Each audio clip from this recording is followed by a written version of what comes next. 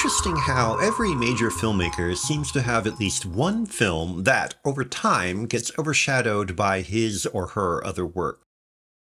Stanley Kubrick's adaptation of Nabokov's novel Lolita may suffer because it is clearly a transitional film between his early, virtuosic but somewhat superficial work and his later, mature period. Nor is it helped by immediately preceding Dr. Strangelove, which probably casts a long shadow. Still, given the loaded subject matter, the presence of stars like James Mason, Shelley Winters, and especially Peter Sellers, you would think Lolita should be able to hold its own. Part of the problem may be that Kubrick seems unable to decide whether the story is a comedy or something more serious. That indecision is most obvious in Sellers' performance. The fact that Claire Quilty is meant to be an actor and writer may give Sellers the excuse to be all over the behavioral map, but his turns never quite come together as anything more than brilliant impersonations. Similarly, while Shelley Winters' grotesque Charlotte Hayes is calculated to make the otherwise repellent Humbert Humbert at least somewhat sympathetic, there is also an undercurrent of real pathos in what the actress does with the part. Kubrick was too much of a control freak for it to be likely she sneaked that past him. Unfortunately, those relatively sympathetic moments don't mix very well with the satirical pitch of the rest.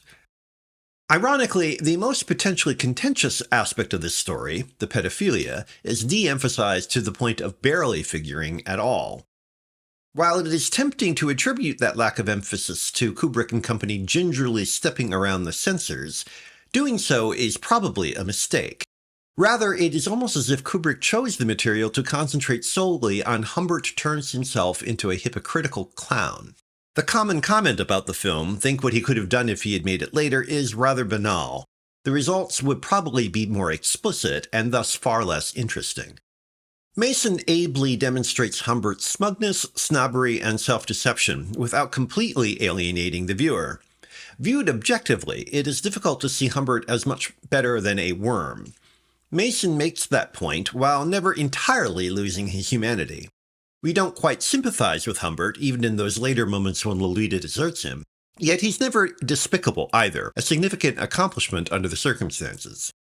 Whether we attribute that to the actor, Kubrick, Nabokov, or a combination of the three, Humbert Humbert lives and breathes as a flawed human being, neither markedly worse nor better than anyone else.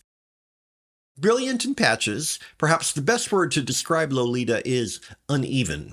It is hardly the only film to proceed in fits and starts.